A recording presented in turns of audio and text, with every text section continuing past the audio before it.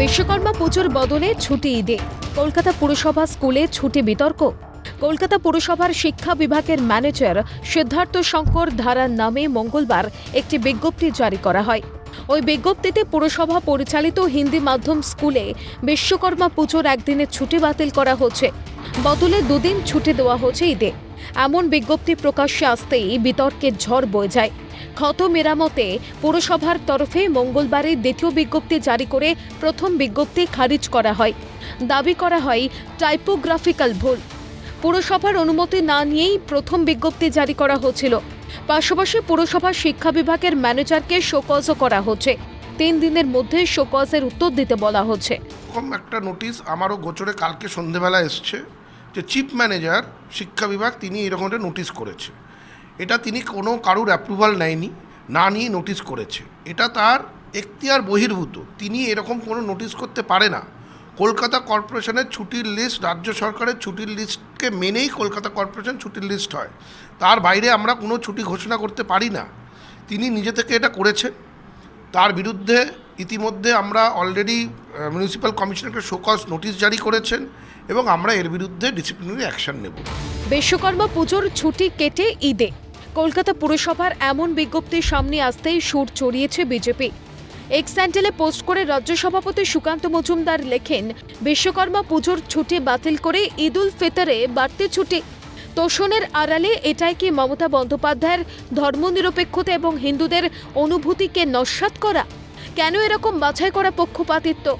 এরকম পক্ষপাতমূলক প্রশাসনের বিরুদ্ধে বাংলার মানুষকে জোট বেঁধে সমানাধিকারের দাবি তুলতে হবে। পশ্চিমবঙ্গের হিন্দু বাঙালিদের কাছে ব্যর্থ মুখ্যমন্ত্রী মমতা বন্দ্যোপাধ্যায়কে জবাব দিতে হবে।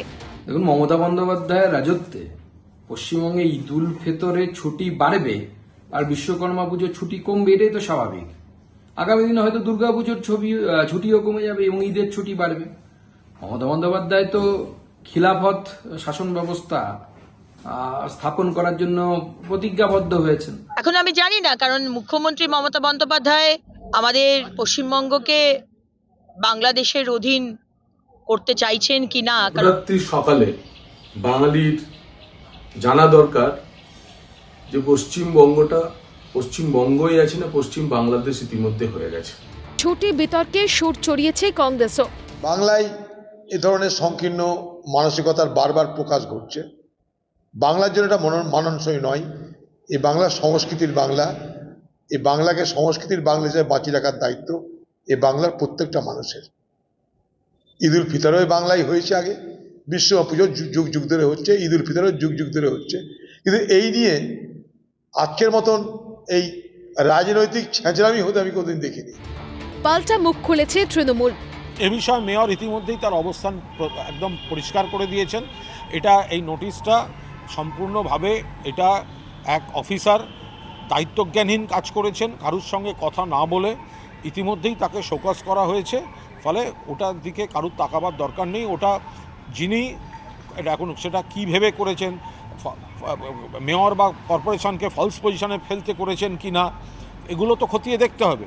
কারুর সঙ্গে কথা বললেন না, এমন একটা জিনিস দিয়ে দিলেন যেটা নিয়ে ভুল বোঝাবুঝি হতে পারে। এটা নজরে আসতে স্বয়ং মেয়র, গোটা কর্পোরেশন তারা যথাযথ ব্যবস্থা নিয়েছেন, শোকজ করা হয়েছে। অন্ধকারে রেখে না,